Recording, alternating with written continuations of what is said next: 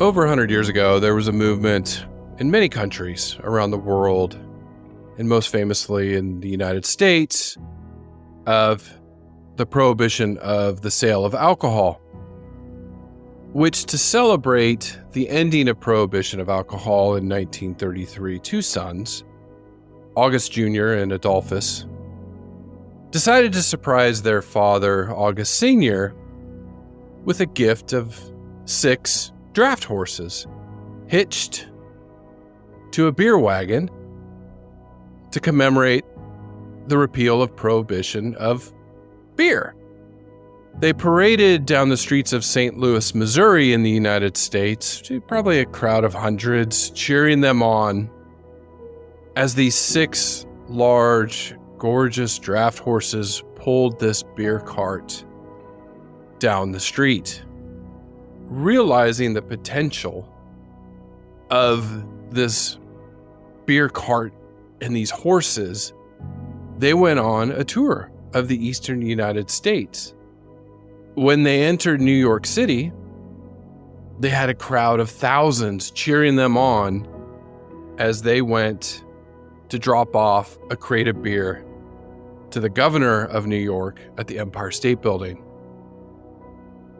They then went on down to Washington, D.C., the capital of the United States, to present crates of beer to the president at the White House, Franklin Delano Roosevelt. This team of horses has gone on to become probably the most famous representation of draft horses that we have in existence. Almost everybody can recognize a Budweiser Clydesdale today. Anytime they pull that famous red cart, this team of horses brings a smile onto the face of the youngest child and the oldest adult in every crowd they pass. These horses exemplify what many of those people don't know is the history of draft horses and where we are with them today. Many of them don't know how much we owe it to them for enjoying the quality of life that we have. It is because of them we are where we are today, and we owe it to them to know their story. And Secretariat being led, he is The horse. And the horses are the best thing in the world, isn't it? So I suppose I've always loved them, really, ever since I was a little girl. Everybody's in line, and they're off. Secretariat away very well, has good position. The love. Oh, I never thought owning a horse could mean so much to me. And Secretariat now taking the lead. The madness. What kind of a horse is that? I've never seen a horse like that before. Lightning now. He is moving like a tremendous machine. Their story. Mustang is more involved in the early development of this breed than I thought they were, but they were. Secretariat has opened a 22-length lead. He is going to be the Triple Crown winner. Welcome to Mad About Horses.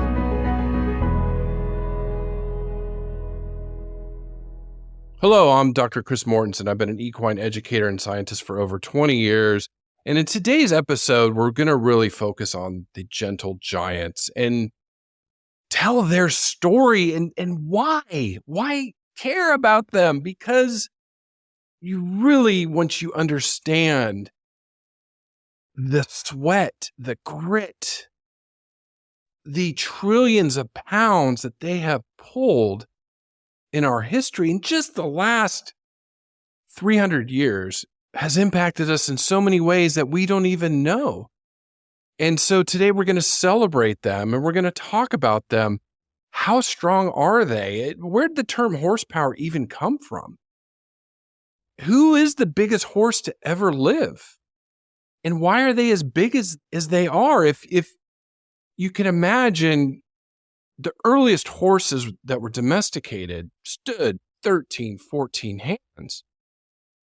We have draft horses, the Anheuser-Busch Clydesdales, that stand over 18 hands. And I will return to them towards the end of the podcast.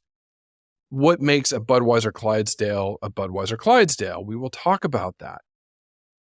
But these gentle giants, these cold-blooded horses with these calm temperaments, are the largest horses ever to exist. There were not large horses out there thousands of years ago that somebody captured and domesticated.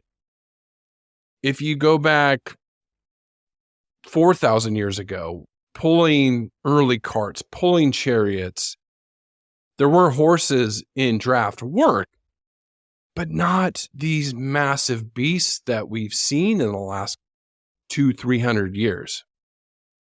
So we're going to tell a little bit of that history, and where they are today, because these were some of the most popular horses back in the day. I mean, obviously you had millions of riding horses because we didn't have automobiles.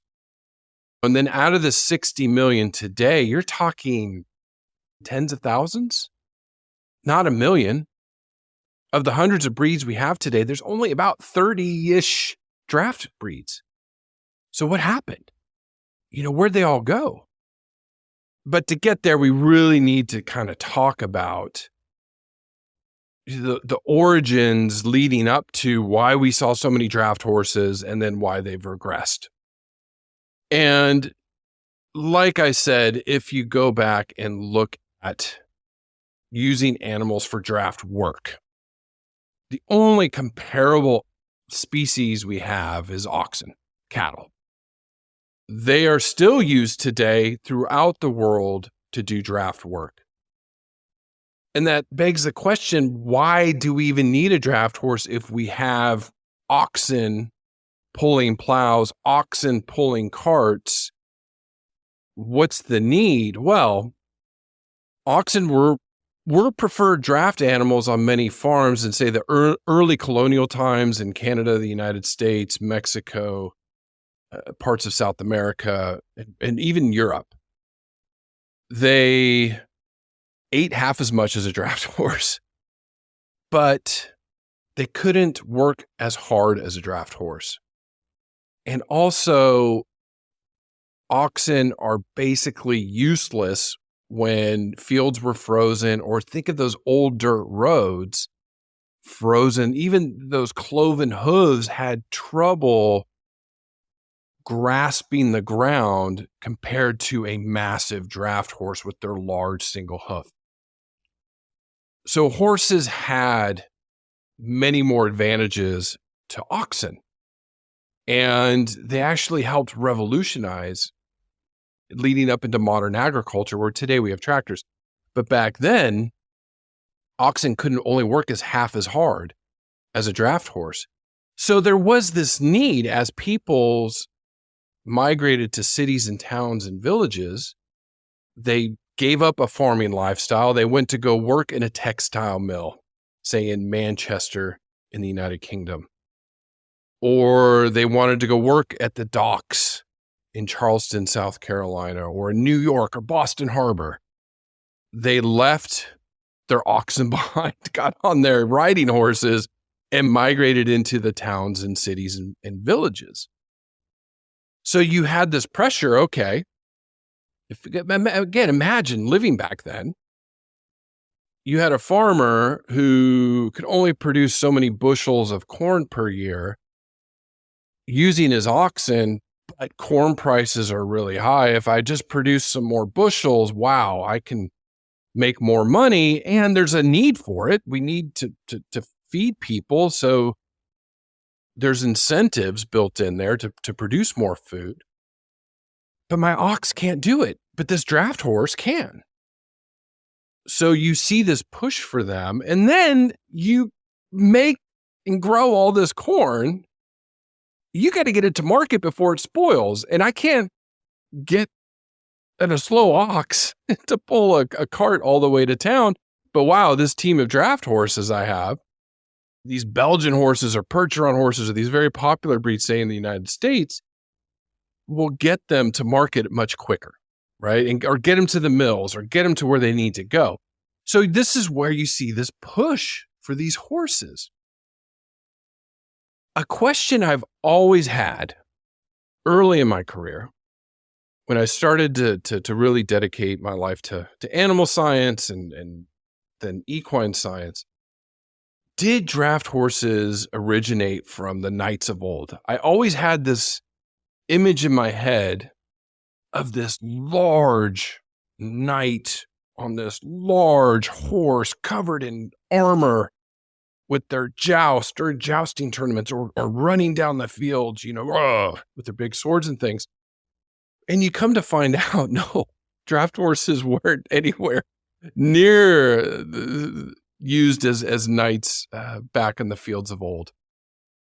Because there is this misnomer that knights needed these huge, massive horses to just barrel down into people, right? Or do what they did back in the Middle Ages, 600, 700, 800 years ago.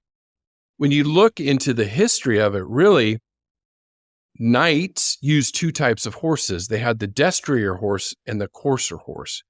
The destrier was this large, powerful war horse, but nothing like an 18-hand Clydesdale or even a 16, 17-hand Percheron, which is, to me, the bodybuilder of all the draft horses, just muscular. And I'll talk about them here in a little bit.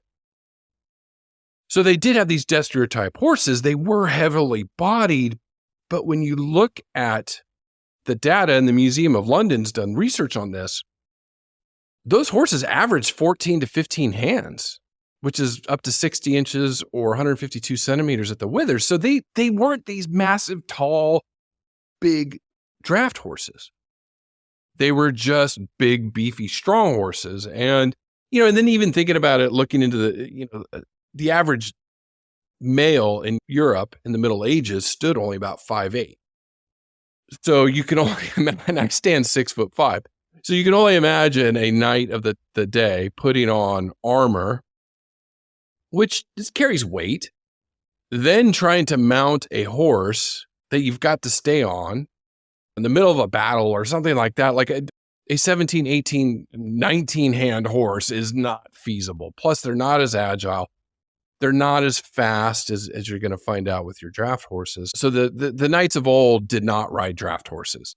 And then just to tie that up, the courser horse was their light riding horse. So it wasn't one they rode into battle, but maybe one they rode up to a battle and switched horses, or scouts, or sending messages back and forth through town. So no, the draft horses don't originate there. They really can be traced back to a single horse type or breed, which is called the Black Horse of Flanders. This breed goes back to the Dark Ages, Middle Ages, so 500 to 1000 AD. There was this horse that, black, bay, brown, that was taller, stronger, bigger, but not used by knights. It was a pulling animal for agriculture or pulling carts. Now, interestingly, the Black Horse of Flanders is extinct, but there is a breed of the time that still exists that many of you probably know or have seen, and that is the Frisian horse. Beautiful horse, the black coats, the feathering on the legs, which again, feathering is those long guard hairs that helps protect the fetlocks and pasterns and hooves of horses, of these draft horses. But this is an old breed. So when you see a Frisian, you're looking back into history. It's like the Arabian. For our riding horses, our Arabian is one of our oldest known breeds. Frisians for draft horses is one of our oldest breeds. They are not the Black Horse of Flanders. It was something similar. Now, Frisians today, in modern era, there's two body types. Because some of you are going, wait, a Frisian? Frisian's like a warm blood, isn't it? Yes, and you see Frisians. You see Frisians competing in dressage and other events. There are warm blood type Frisians because they were mixed in with Andalusian blood for more of your riding types. But there still is in existence this Baroque type, older, cold-blooded type Frisians. So they're one of the most unique breeds on the planet because they can be kind of both a drafty horse and a riding horse. And that's why they're so popular. I mean, you see them everywhere around the world. getting back to the Black Horse of Flanders, this is like the father of all modern draft horses. And I'd argue mother too, because both the mares and stallions were important, but they are the originators of where we get into our draft horses today. They influence the size. So you see them much, much taller than a typical riding horse. 17, 18 hands. That's 68 or 72 inches at the shoulders. When I get to the largest horse ever at the end of the podcast, it blow you away how big that horse was. These horses weigh up to 2,200 pounds, 2,000 pounds, so a ton on average. Average riding horse, your quarter horse can be up to 1,300 pounds. Your thoroughbreds, 1,200 pounds. I mean, that's your typical riding horse around there. Some are a little bit lighter than that. Their temperament, that cold-blooded temperament that we've talked so much about. Bomb-proof. I use that term bomb-proof, meaning not much bothers them. Imagine you're pulling that beer cart down New York City to thousands of people cheering you on, excited. Yay, we get to drink beer again.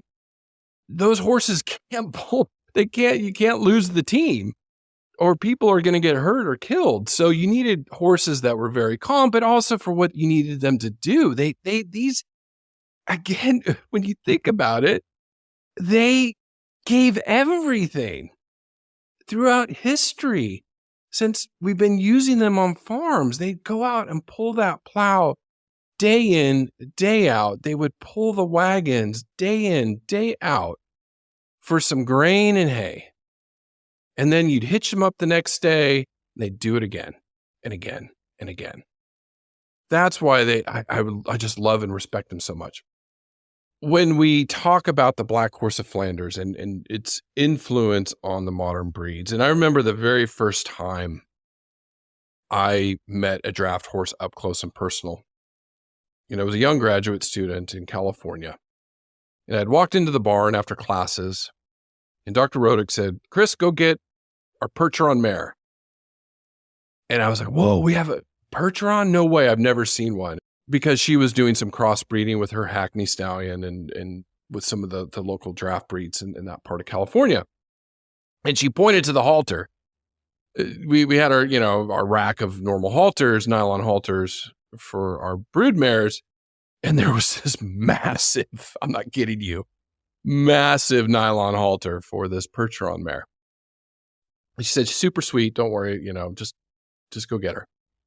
And so I saw her in the paddock, and I went to go halter her. And my first impression, and it sticks with me to this day because this was a while ago, how thick that neck was, how muscular she was, so strong, and she was the bodybuilding draft horse. And I've gone on to work with Belgian horses.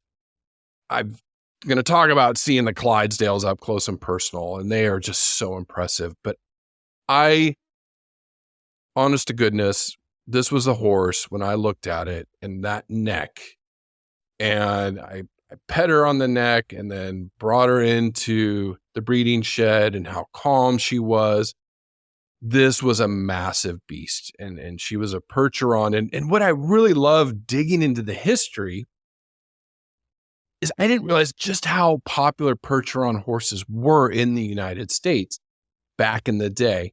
I found this really interesting old typed out article called The Percheron Horse by Fred Walters that was published in 1902. And I found this in Kansas State. And he talks about the history of the Percheron horse. And what interested me was not so much, okay, Black Horse of Flanders. That is one of them, because Percheron's from France, and Flanders is northern France, Belgium, Netherlands region. So that's like, think of that part of the world. And I remember Percherons tend to have gray coats like the mare is, and I don't remember her name, but she just was a beautiful, beautiful horse. It was crossing the Black Horse of Flanders with an Arabian stallion that gave rise to the Percheron breed, which I found fascinating. So the gray Arabian Gallipoli was brought in the early 1800s to create this breed. and then gets exported to the United States and becomes the most popular draft horse in the US before World War II. It's estimated that 70% of all draft horses in the United States before World War II were Percheron horses. That factoid, I just astounded me. If you would have asked me, I would have said Belgian horses, Shire horses, some of the bigger ones. I didn't realize Percherons were that popular, and they weren't as tall as, say, some of these other breeds. Like I said, that strength. They were really strong, hardy, really just they called him the superb draft worker. And wait till you find out here in a little bit just how strong they were. We'll get there. There are so many other breeds, but why they were being pushed is because different parts of Europe were breeding them during the Industrial Revolution. Like I said, that farmer had to produce more food to feed more people and then transport it to these hubs of civilization. And so the draft horses filled that niche very well.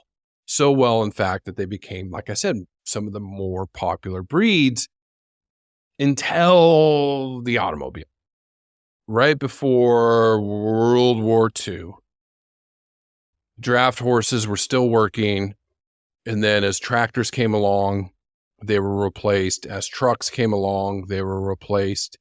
So in modern world, draft horses really don't have a place anymore as working animals, as a need or a necessity. Now, they are still working. They still are doing logging work in certain areas.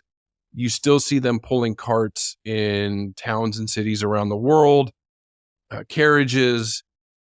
People have maintained their breeds. Many of them went endangered, a few hundred, and now you have a few thousand left thanks to people focused on saving that breed, like the Shire horse. But it really was, again, that automobile, that tractor drove draft horses away. And even though we have 60 million horses today, and they're so important, not just as companion animals and for riding, pleasure, and things like that, but they still are working animals, throughout the world. But the draft horses just aren't. So that's where you see this big drop in them. But they're still around. You still see things like the Suffolk Punch. It's a breed developed in England, very popular breed. But again, the breed is by the life. But again, the Livestock Conservancy classifies them as critical. There's only about 2,500. The American Cream Draft, I've never seen one. I hope I do. This is a creamed color horse with that amber eyes, the one of the most unique color of eyes in horses. So I really hope to see one day. If any of you have, you are blessed because there's maybe 500 left. Very rare, critically endangered breed. Then you get to the Belgian horse, which many people probably would recognize. The chestnut coat, the flaxen mane and tail.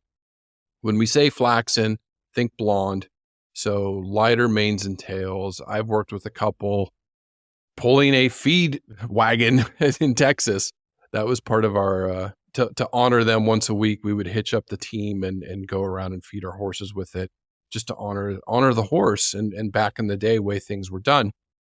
These were down to 200, but again, are recovering, and there's thousands of them. Then we get to two of the more well-known. And I'm going to say the Shire next, because the Shire will lead into the largest horse ever. Okay, the Clydesdale. Anheuser-Busch has put Clydesdales on the map. If it wasn't for them, this breed might be extinct or be very rare. They're known as the Budweiser Clydesdales, and they originate in Scotland. That's where the breed originated, but again, exported to the United States, and then in St. Louis, Missouri, where Anheuser-Busch is, that's where they got these Clydesdales. Now, the Clydesdales that we see are massive because Budweiser has bred them. And I can remember the first time being very up close and personal with them. And that was because one of the traveling teams came down to Texas A&M where I was a graduate student, and they were boarding at our facility for an event nearby at a Renaissance fair that they were going to be in a parade for. When they pulled up and pulled off the team and stuck these massive Clydesdales, and these were our foaling stalls. These were the biggest stalls we had, but they'd gone in and fluffed up all the straw. I mean, just these horses, if there was champagne and caviar for horses, these horses were getting it. They were so well taken care of and loved, and they filled up the stalls because they're so big. When I got to walk in the trailer, air conditioning, padded stalls, just I think there's classical music playing. I don't remember, but it just very, very well cared for. That's why these horses just look so great, behave so great. They were just a dream to be that close to them. But to make the team, to make the cut, there's some things the horse has to have. And first, they have to be a gelding. I'll talk about what happens to the ones that don't make the cut, or if it's a mare filly that isn't kept for breeding. But the ones you see pulling the carts, and generally in the commercials pulling the carts, they're all geldings. They're all above 18 hands. They have to weigh between 1,800 or 2,300 pounds. They have to be bay, and they have to have 4 white stockings and that big white blaze down their face. So you can Google them, Budweiser Clydesdales, and you can look at that. And they are just gorgeous, flashy, the white feathering. Like I said, they are a great representation of what a draft horse is supposed to be. For the ones that don't make the cut, or the fillies and mares that aren't kept, or don't star in commercials, because a lot of the horses that star in commercials can be a filly or can be a young mare. Those are kept on farm. But the ones that don't make the cut, they actually either sell privately or auction off. And on average, they go for about $5,000 US. So not super expensive. So if you want a Clydesdale, you could probably get a hold of them and find out when there is an auction or something. And you can own a piece of history.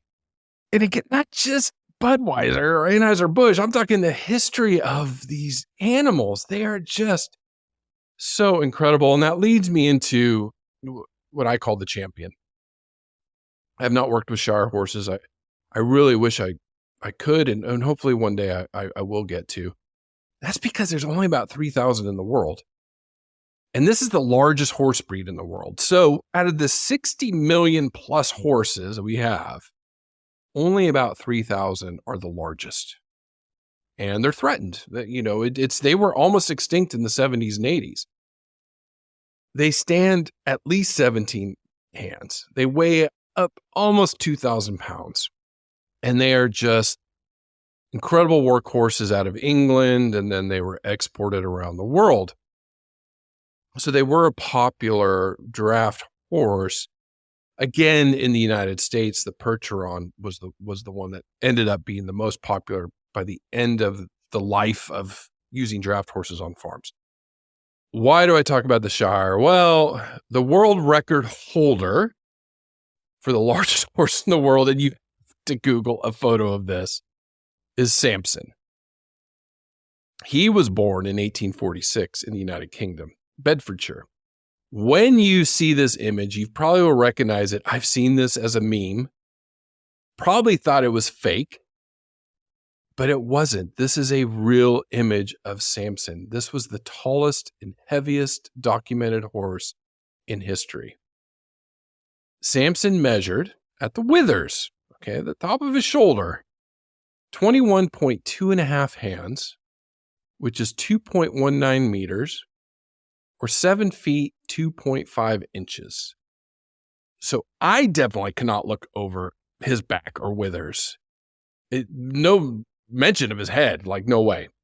It is said he weighed 3,359 pounds, which is over 1,500 kilograms. I can only imagine his feed bill. So Samson was a beast and just an incredible horse. Gorgeous, well worth a quick Google search on that. Now, that was 170 years ago. What about in the modern era? Is the Shire still the king of big horses? And actually, it's a Belgian. There's two. One just passed away, so I did want to mention him. His name was Big Jake, and some of you may have seen him or seen videos of him. He was a Belgian horse. While he was alive, he was the tallest horse on record. He stood 20.23 hands, so not quite as tall as Samson, about 4 inches shorter, and weighed about 2,600 pounds or 1,200 kilograms. Now, I joke about how much Samson's feed bill was. Big Jake ate about a bale of hay a day. He was a big boy, but he passed away a couple years ago. So that goes to who's the next big one? What breed? What breed comes to your mind? I mean, when I saw Clydesdales, I thought, oh gosh, they're the biggest horses ever because they were selectively bred. They're over 18 hands, but they're not. It's another Belgian horse. Zeus is the largest horse today in 2023. Going into 2024, he's 21 hands tall. So that's 7 feet or 2.13 meters at the shoulder. Weighs about 3,000 pounds. So he's heavier than Big Jake. And one of the things, the factoids you read about it is they say it takes 30 pounds of steel to make one shoe for him. So that should give you some idea of how massive their hooves are. And I remember seeing draft horse hooves. But that gave him the grip, right? That big hoof. When we say oxen can't walk on frozen fields, but draft horses can, part of it, just that physiology just gave him so much more advantages to any other animal, which leads me into how strong are they? That grip and that strength and that size propels them and gives them the horsepower, right? So where do we get horsepower from? So if I had the first question I would have for you, how strong? How much do you think one of those draft horses could pull if you had to think weight in pounds? I mentioned Percherons being the most popular, hugely strong, just massive necks, but not quite as tall, 16 hands, right? Like, taller riding horse, 15, 16 hands. It's estimated a Percheron can pull 3,600 pounds, one Percheron. So almost 2 tons. You put them in a collar and they can pull that. I'm going to tell you, they're the weakest. And that's a lot. That's a lot. That is a lot of weight. Your Belgian can do 8,000 pounds. Your Clydesdale can do 8,000 pounds. So that is 4 tons of weight that they can pull. So maybe being a little bit taller gave them some advantages, but Percherons, there's probably many reasons why they were a bit more popular. Not quite as big, probably didn't eat quite as much, could still do the work, could make it easier to travel with them. There was a lot of logging back in the day, especially as cities and towns were popping up all over the place. So a lot of forestry work. There's probably many reasons why Percherons were preferred, but they weren't as strong. Strong, but not as strong. Okay. That gives me the Shire, biggest horse in the world. On average, Shires can pull 8,000 pounds. But if you figured, 8,000 pounds one. Samson, we don't know how much he could have pulled. But if I had to go to, a competition or a show, what's the world record? How much weight? Maybe double it? Okay. According to author Donna Campbell-Smith in her book, Draft Horses, The Gentle Giants That Built the World, in 1924, a pair of Shire draft horses pulled, get this, 50 tons, 100,000 pounds. Like what? How did you go from 8,000 on average to 100,000 pounds? And then later on, a different horse pulled 58,000 pounds, setting the world record. This is insane for one animal to pull. That is how strong they were or are. They are super strong. And again, those big feet give them grip and being able to pull that weight and the will and the determination, the grit, the sweat. Yeah, you just got to love them. And that led me down this rabbit hole of where did the term horsepower come from? Because we use that a lot today, the vehicles. What's the horsepower of it? Well, not to get too much into this because it is a little mathematics involved. In 1702, Thomas Savery wrote The Miner's Friend, and he said the development of the steam engine provided a reason to compare the output of horses with that of the engines that could replace them. So when they talk about horsepower, they are talking about how much a draft horse can work.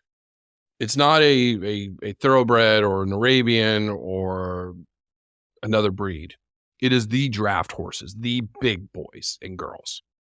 James Watt and other scientists, designers at the time said a horse can pull with the force of 180 pounds or 800 newtons. And there's this whole complicated equation how they figured this out.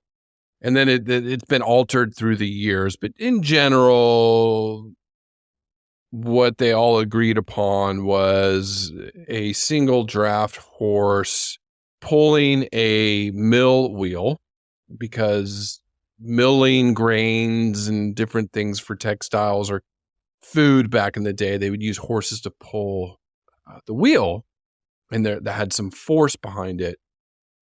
It was this number, which doesn't probably mean a lot to us, but 33,000 foot-pounds per minute is how much a horsepower is. Now, what does that translate into automobiles? Because that's something we still use, horses. So we probably use it as a selling technique for automobiles. How many horses is that automobile? What's the power of it? Because it became a measurement of force. As more engines came out, they said, oh, this had more horsepower. It was 1. Now it's 2. Now it's 4 or 10 horsepower. This steam engine can do 10 horsepower. Everybody like, ooh, excited about it. Well, the average for most vehicles around the world is about 180 horsepower. So that is, you can multiply 180 by 33,000 foot-pounds per minute, and that's giving you an idea. So yeah, 180 draft horses is the average car. Smaller cars, 100, 150. Larger cars, 300. So you're saying 300 draft horses, the horsepower. Right. And I'm just glad that we still honor them today when we talk about pulling, or an automobile is basically pulling those wheels or generating force forward, right, to get us from point A to point B. But all in all, when you really sit down and do the mental mapping and you go back and now understand that black horse of Flanders 1,000 years ago, pulling early plows in Europe, the advantage it gave to those peoples to produce more food, pull more food and goods to markets. And then they expand out to where we get to the Industrial Revolution, where most peoples were migrating out of an agrarian lifestyle. Then you think of the advancements that we made to get us to the 20th century was all on the shoulders of draft horses. And I go back, the riding horses absolutely 100% changed our history forever, bar none. No other species can compete with the horse, period. I'll have that argument day in, day out. But then when you dilute that down and go, okay, riding horses were critical. Yes, okay. Draft horses, if it wasn't for them, we'd still be pulling oxen. We wouldn't have gotten more food. We'd have less people in cities. We wouldn't have people on the moon. They would have never been in space. We wouldn't have a space station around us right now if it wasn't for draft horses. We wouldn't have a drone flying around Mars if it wasn't for draft horses. And please tell me I'm wrong. Try to argue with me that I'm wrong. You can't. Because when you really think about it, these beasts of burden, these gentle giants who asked for just some grain and hay, again, we owe them everything.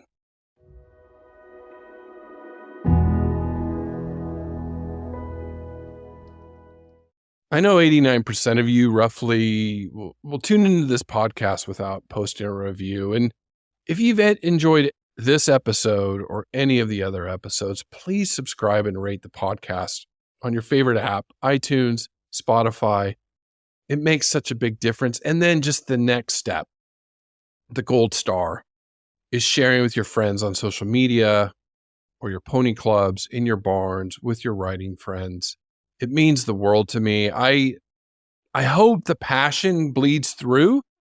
I am so passionate about these animals. And then I just sit here and I do all the research and I think about my approaches to the podcast. And I get so excited when I think of telling their story and sharing it with you.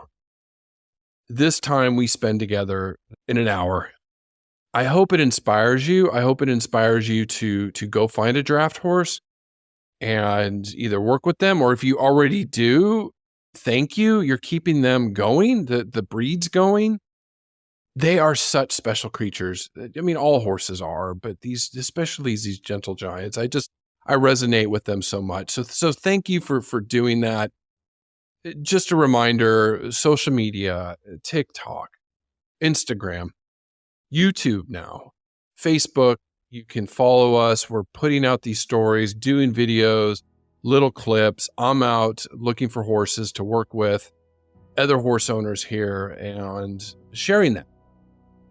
Also, you can email me, podcast@madbarn.com. You can send me any comments and let me know your feelings on draft horses or any other topics you might want to hear. Final note, you can always go to madbarn.com, Learn tab, articles. We have one on Irish drought horses. Could not talk about them today. We have an overall draft horse breed guide, a Belgian draft horse breed guide. Cleveland Bay, couldn't even talk about them today, didn't have the time. Suffolk Punch, so many others, kicking out those articles all the time. But you can go and read their history a little bit and realize there are so many different draft horses out of there. Like I said, a little bit over 30, it just depends on where you are in the world of draft breeds, but that's out of the 700. So again, they are overlooked. They really are. And we owe them so much. So I hope you enjoyed this podcast and stay tuned for another great one next week. Take care.